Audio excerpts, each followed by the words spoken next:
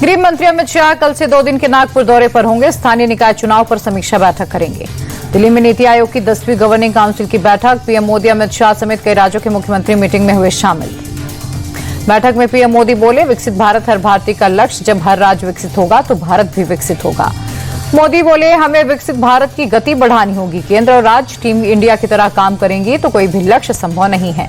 बैठक में CM Stalin की डिमांड, सेंट्रल टैक्स में राज्यों की 50% हिस्सेदारी दी जाए। तमिलनाडु की नदियों की भी सफाई हो। नीति आयोग की बैठक के बाद बोले, एमपी के सीएम मोहन यादव, पीएम के विजन से प्रेरणा मिली, प्रदेश को विकसित बनाने के लिए संकल्पित हैं। आप सांसद संजय सिंह बोले, नीति आयोग की बैठक का कोई मतलब नहीं है। विपक्ष शासित राज्यों की समस्याओं को नहीं सुना जाता। नोएडा में मिला कोरोना का एक नया केस, 55 साल की महिला संक्रमित पाई गई। हरियाणा के स्वास्थ्य मंत्री बोली, कोरोना को लेकर घबराने की जरूरत नहीं है, बस कोविड नियमों का पालन करें। कर्नाटक में कोरोना के 35 एक्टिव केस। स्वास्थ्य मंत्री दिनेश गुंडूराव बोले, घबराए नहीं, एडवाइजरी का पालन करें।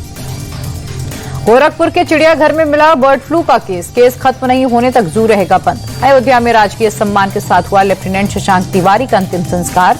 22 मई को अपने साथी की जान बचाने के दौरान हुए थे शहीद। यूपी सरकार का ऐलान, लेफ्टिनेंट शशांक तिवारी का स्मारक बनाया जाएगा। 50 लाख रुपए की आर्थिक मदद और परिवार के एक सदस्य को दी जाएगी नौकरी। डिप्टी सीएम केशव मौर्य की अखिलेश यादव को 2 टूक। यूपी की कानून व्यवस्था चुस्त दुरुस्त है। यूपी के मदरसों में दीनी तालीम के साथ साथ मॉडर्न एजुकेशन दिया जाएगा। एनसीईआरटी सिलेबस को जोड़ा जाएगा। यूपी के अल्पसंख्यक मंत्री दानिश अली बोले, मदरसों के 15 लाख से अधिक छात्रों को मिलेगी बेहतर शिक्षा। प्रदेश में कुल 16,513 मदरसे हैं। एमपी के मंत्री विश्वास कैलाश सारंग बोले, अगर किसी बेटी का जबरदस्ती धर्म परिवर्तन कराया जाएगा तो कानूनी कार्रवाई होगी। ओडिशा के संबलपुर में केंद्रीय मंत्री धर्मेंद्र प्रधान तेंदुपत्ता के वर्कर को आर्थिक मदद के रूप में चेक सौंपा। केंद्रीय मंत्री धर्मेंद्र प्रधान बोले, तेंदुपत्ता के वर्कर्स का ख्याल रखना हमारा दायित्व। बीजेपी सरकार बनाने में उनका बड़ा योगदान।